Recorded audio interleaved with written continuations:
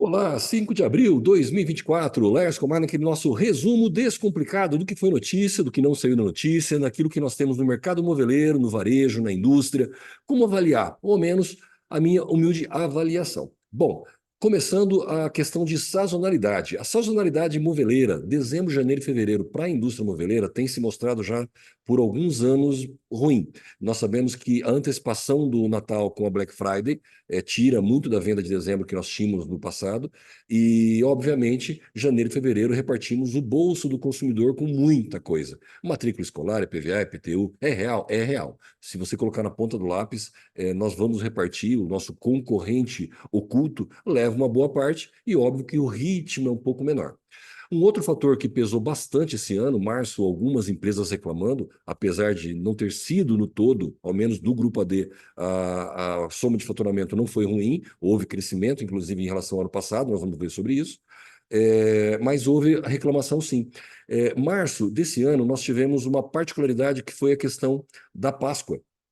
A Páscoa em março aumenta essa concorrência, não só o chocolate que se gastou nesse março e ano passado não, pôde gastar com móveis, deixou para abril, assim como também outras coisas que envolvem a Páscoa. Muita gente viaja para casa de familiares, e isso gera uma despesa a mais. Nós temos também encontros de família, almoço, jantar, e isso acaba levando um pouquinho mais da grana do consumidor. E isso puxa, acaba levando para ele também.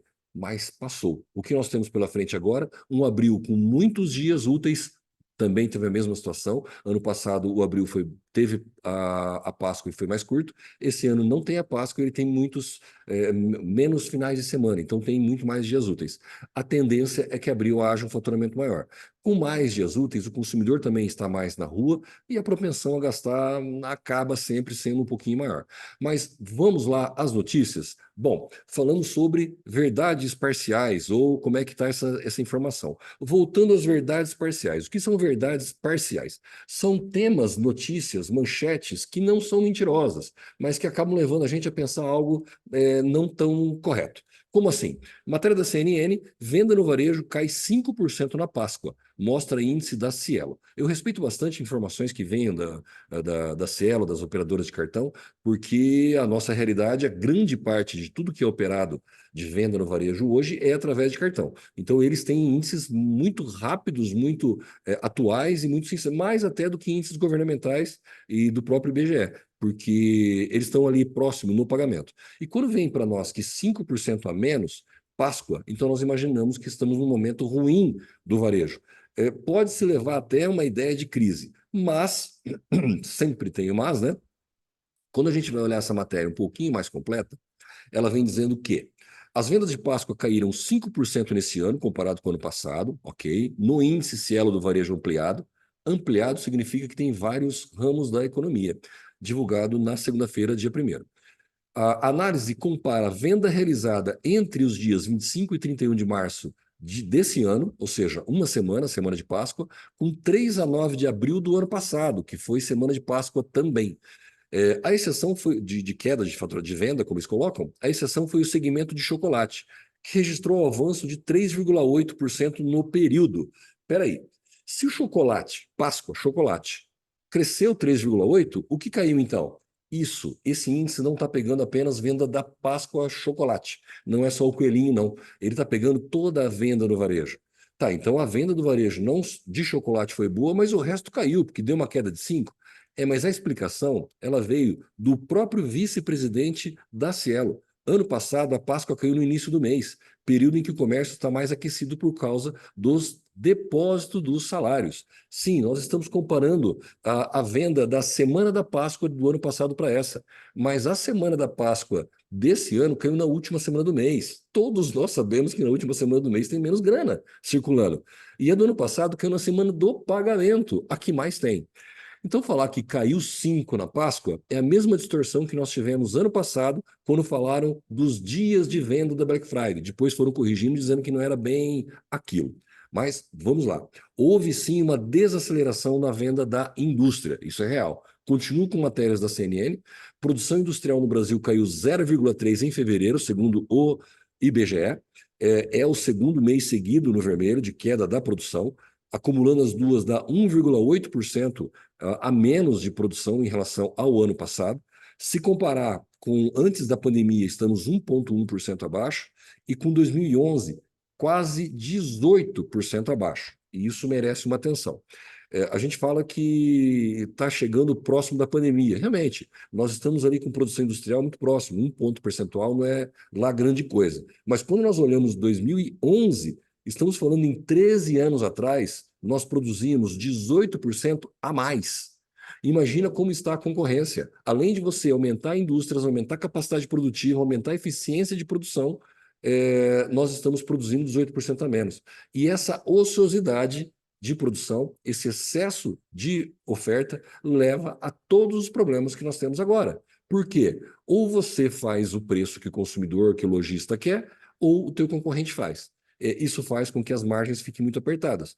Sempre eu bato em cima dessa tecla. A venda, a ponta não está ruim, ela está boa, está vendendo, está faturando. O problema é a concorrência, principalmente na indústria moveleira, está fazendo com que as margens despenquem, e despenquem muito, infelizmente. Agora, se for feita uma outra comparação aqui, comparar com o mesmo mês do ano anterior. Então, se eu for pegar fevereiro do ano passado, a produção industrial cresceu 5%. Opa, já virou notícia de novo. Ó. Sétima leitura positiva seguida. Tá, então se eu comparar lá, 13 anos atrás, nós estamos muito para trás, se eu comparar com a pandemia, comparar os 2 meses, mas se eu pegar esse ano com o ano passado, está 5% acima e já é o sétimo mês subindo. Então, não vamos falar que está em crise, que está o mundo acabando, que a notícia vem sempre meia verdade. Antes que você se esqueça, se inscreva aqui no canal, no Instagram, no Facebook, no YouTube, e quando tiver a postagem da semana seguinte, você recebe no teu celular o aviso assim que for postado. Exportações em alta, mas não se iluda.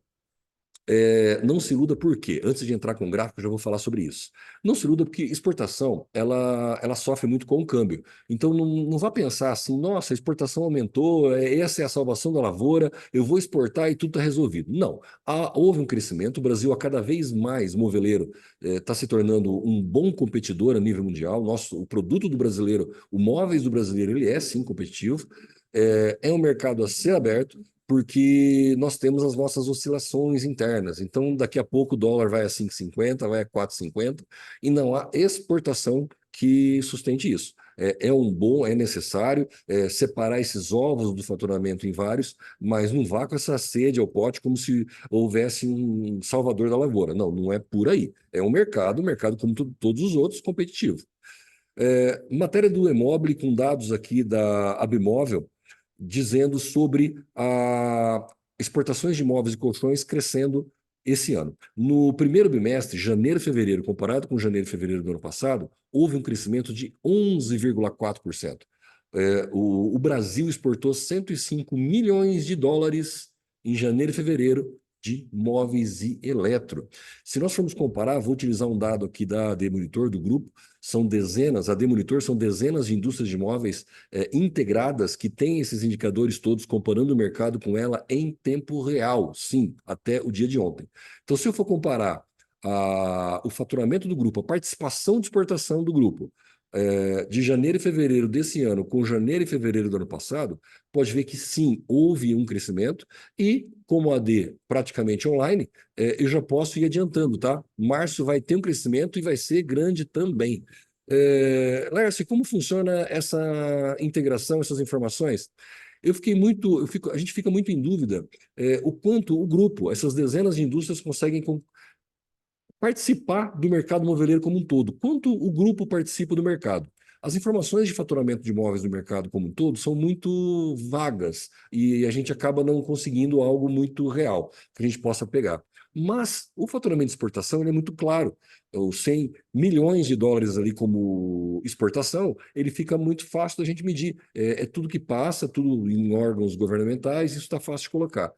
E meus amigos, vocês da Demonitor, nós somos quase 10% janeiro e fevereiro de tudo que foi exportado de imóveis do Brasil. Tudo que as indústrias de imóveis do Brasil exportaram, só o grupo exportou quase 10%. É muito legal a gente ver essa participação e ver o quanto os índices, os indicadores podem representar ou serem assertivos nesses dados. Inclusive, aqui aparece 11,4 de crescimento geral do mercado, o grupo cresceu 12,6. É pouco, é um pouco a mais, mas cresce sempre no ritmo um pouco maior que o mercado. A sazonalidade moveleira já passou, como nós falamos no início, e eu queria comparar alguns indicadores. Comparando ainda dentro do grupo, esse peso que tem dentro do grupo, o crescimento do faturamento comparando mês a mês. Há uma reclamação do começo do ano, está difícil, março foi difícil, mas se nós formos olhar aqui desde novembro de 2022 para cá, o grupo só teve em junho e julho do ano passado uma queda de faturamento comparando com o ano anterior. Todos os outros meses foram crescimento. Então, se nós formos pegar aqui janeiro, fevereiro e março, tivemos um crescimento menor do que ano passado. Mas, gente, olha o indicador. Esse crescimento de janeiro é sobre esse crescimento de janeiro do anterior. Esse fevereiro cresceu isto sobre este fevereiro que já tinha crescido sobre fevereiro 22. E março também. Então, os 3 meses do grupo vêm crescendo um sobre o outro. E eu sempre divido, dentro do grupo a gente sempre valoriza muito, não só o faturamento, mas o tripé, o que a gente chama de tripé de venda.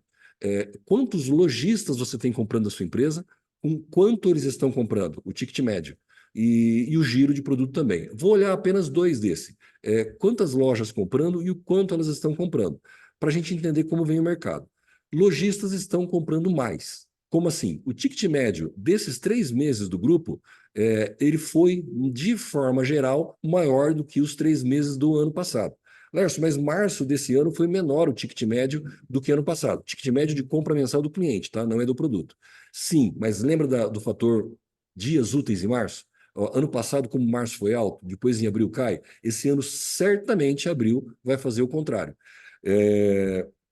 E tem mais lojistas comprando também, não é somente lojista comprando mais, tem mais lojista comprando. Olha a quantidade de loja. Janeiro foi maior do que janeiro do ano passado, a quantidade média de lojas comprando de cada indústria, tá? Fevereiro foi bem maior. Opa, março aqui foi menor, Lércio, foi um pouco menor, mas entra nos dias úteis. Tivemos 15% a menos de dias para que pudesse ter essa compra. Ano passado, de março para abril, houve queda. Esse ano não, esse ano toda a tendência é crescer. E se você for observar aqui, ao longo do ano, tirando o período de vacas magras da indústria moveleira, né, a nossa sazonalidade, durante o ano de 2022, essa foi a média de lojistas comprando das indústrias do grupo. Olha em 2023. Tem mais lojista comprando sim. Isso aqui já é uma tendência de pulverização no mercado e, por que não, também. O grupo acaba tendo uma informação dos próprios clientes muito melhor e uma retenção maior. A tendência é que ele consiga aumentar a carteira de clientes sempre. E nós temos boas notícias sobre inflação e PMI, muito boas, inclusive, tá? O IPC, Índice de Preços ao Consumidor, FIPE, desacelerou em março, 0,26%, na cidade de São Paulo, mas vamos lá, é a cidade de São Paulo, é o nosso termômetro do Brasil. O acumulado de 12 meses, o índice avançou 2,87%, menor do que esperado. 6 dos 7 componentes caiu ou deu deflação, habitação, alimentação, transporte. O que significa isso tudo? Nós temos uma inflação anual de 3 pontos percentuais na cidade de São Paulo, menos de 3 pontos. De 7 itens avaliados, 6 estão puxando para baixo. E por que comemorar tanto essa inflação? Inflação baixa significa melhor poder aquisitivo, as pessoas têm como gastar mais. E se elas estão gastando mais, o varejo acaba aquecendo e gera mais emprego, o que gera renda melhor. Essa é uma conta virtuosa que ajuda muito, por isso comemorem sim inflação baixa, porque a tendência é de melhorar. Não vá torcer para o touro, tomara que a economia esteja melhor. Não mistura com a questão governamental com política. Olha a economia por ela só, ela anda sozinha. Ela é separada, de certa forma, ela é separada. Outra matéria aqui da UOL diz que a FIP está projetando uma alta de 0,3 da inflação para abril. Então foi 0,26, deve manter 0,3 para abril, e já estamos indo para o 4º mês do ano com uma inflação baixa, muito positivo. E o PMI de serviço do Brasil avançou em março em relação a fevereiro e é o maior em 20 meses. O PMI é o índice de gerente de compra, uma sigla em inglês. Do setor de serviço cresceu 54,6 para 54,8 em março. Então, é o mais alto em 20 meses. É o melhor desempenho trimestral desde junho de 2022. De junho de 2022, nós estávamos com queda de venda em relação a 21. Aquele boom de 2021, em 2022 ele virou decréscimo. O grupo faturou menos em 22 do que 21. Sim, lá nós tivemos um problema, uma crise. O consumidor, o poder aquisitivo perdeu um monte, porque a inflação comeu o poder aquisitivo dele, ele comprou menos tudo, inclusive imóveis, e aí a gente sentiu. Hoje a gente consegue ter um indicador, ao menos o PMI, esse índice geral, bem melhor. O PMI composto agrega os dados da indústria, foi de 55,1. Também é o mais alto em 20 meses. Então, também boa notícia. Segundo a pesquisa, o resultado no mês foi impulsionado pela segunda recuperação mais acelerada na venda em pouco menos de um ano e meio.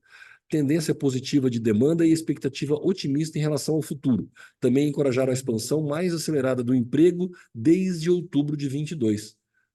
Ou seja, vivemos sim um momento em que está aquecendo. Gente, nunca vai ser fácil. Não está fácil para você? Não está para ninguém. Mas não é a ponta, não é isso que está causando essa dificuldade. E se você tem dúvida, olha para o lado, para o concorrente. Não, teu concorrente não produz móveis. O teu concorrente é quem pega a grana do bolso do teu consumidor. Então, para onde a gente pode olhar? Juro em queda, moda em alta. Estou olhando agora para o ramo da moda. As financeiras de varejistas projetam 2024 com mais vendas. Opa, vamos chamar atenção aqui? Financeiras de varejistas. Não estamos falando de venda no varejo só. É a financeira, é o lucro dos juros recebidos, é ganhar dinheiro com o mercado financeiro. Financiamento ao consumo deve ajudar Renner, CIA e Riachuelo, três conhecidas. Enquanto nós temos outras redes entrando em dificuldade, inclusive no ramo de confecções de dificuldade financeira, essas três estão muito felizes da vida. Por quê? Porque elas não pagam juros, elas ganham dinheiro com juros. O cenário agora é diferente. O braço financeiro das varejistas já projetam mais vendas em 2024. Deve ocorrer, sobretudo, pelo ciclo de queda do juro, sabemos que vai diminuir ainda mais, e o controle dos níveis de inadimplência dos clientes. Sim, a matéria diz que não há inadimplência do consumidor explodindo, não, tá?